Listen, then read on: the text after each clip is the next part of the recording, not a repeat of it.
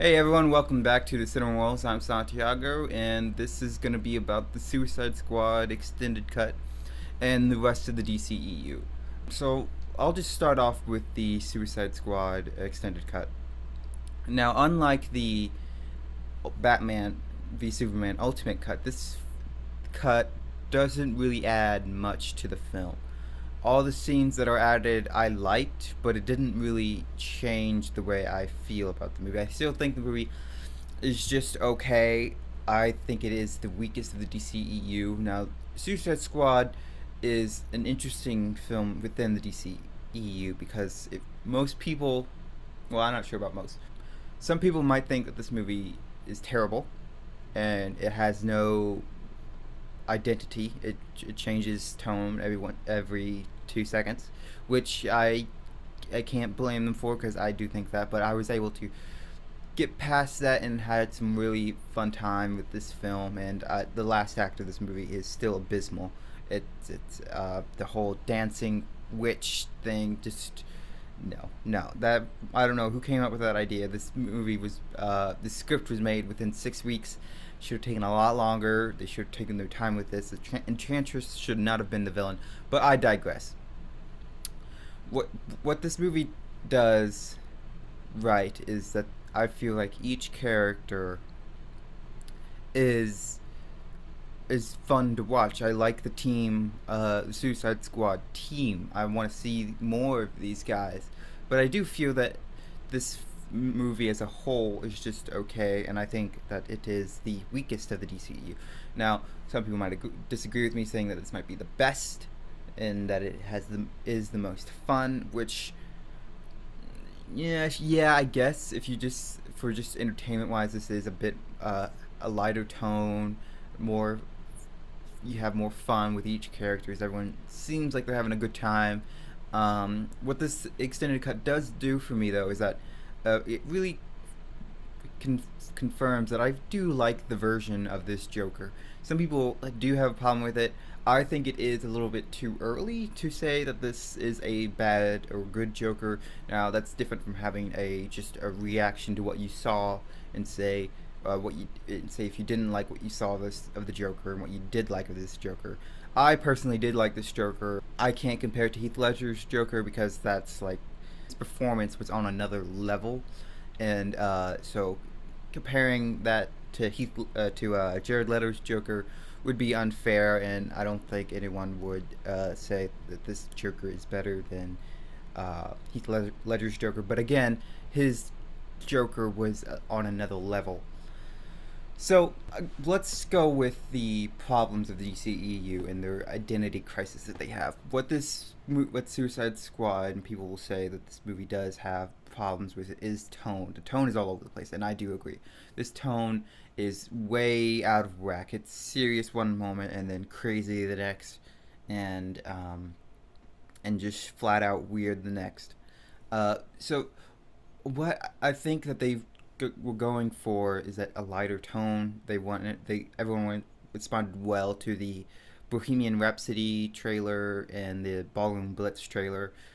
So I hear that the people who actually cut those trailers actually edited the final version of this movie, and that David Ayer's version was thrown out the window. I hear that there's two versions of this movie. I'm not sure if that's true or not. That is just rumor, but there are some credibility to that rumor. So I feel like that the DCU should get away from this tone problems. What Batman v Superman had was never tone. The Dark Knight trilogy, everybody loves that trilogy, but no one in those movies were pretty grim, and no one ever complains about it being too dark. I think they should get away from this tone nonsense. I don't think that there is a tone problem. The problem with Batman v Superman had the theatrical cut anyway was pacing, story, and editing. It didn't like the editing was all over the place, and I guess it goes well with pacing. It's just a groups of scenes, and you just go from one to another, and that's why I like the Ultimate Cut better because there is more fluidity to it, but you get more from that story. You get scenes or put in different spots and places.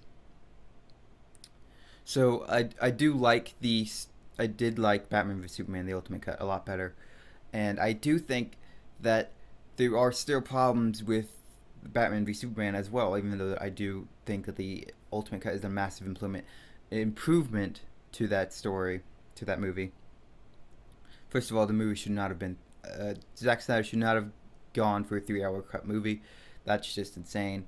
Um, and they should have not have the Martha scene. Everyone, well, that didn't bother me as much as other people. I do agree that the turn that Batman has at the end of that movie is way too quick, and there should have been more thought into that.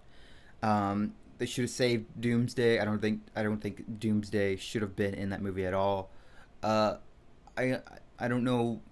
I think they tried to do too much, and I I've always said that you can do a Batman v Superman movie without all of the standalone movies before it.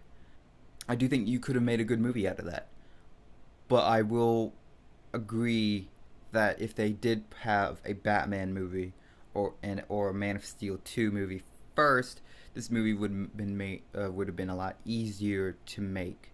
Same as way as Civil War, Captain America: Civil War. That movie, one of the problems that that movie has is that it, you have to watch all of the other Marvel movies in order to have a better understanding of that movie. And that is a problem with that movie because you should be able to watch that movie by itself and not have to watch all the previous installments of the franchise. But it is the third Captain America movie. You should have seen 1 and 2, but you shouldn't have to see Avengers 1 and 2. Other than that, I think that Man of Steel is I think is the best one they made. Some people say that movie is boring and too slow. I personally love that movie. I gets better every time I watch it. So I do think that that movie is the strongest of the three so far.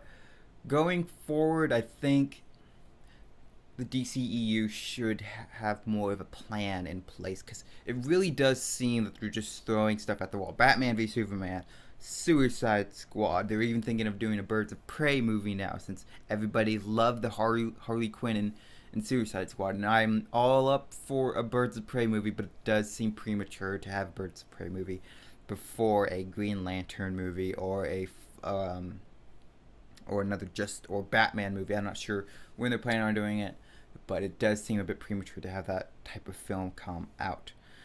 Like Marvel, they should have a plan. I'm not saying that they should do exactly what Marvel's doing, have a standalone movies and then have their team up movie at the end. I do think they like that what they're doing with Wonder Woman and then Justice League. I do think that's the right call. Although it is telling that there is not a lot of faith in the DCU thus far. Wonder Woman looks great, and what you've seen from the Justice League looks pretty good, but we'll see how those movies turn out because I thought Suicide Squad was going to be amazing, and it would just turn out to be okay with me. And that was the best scenario for me.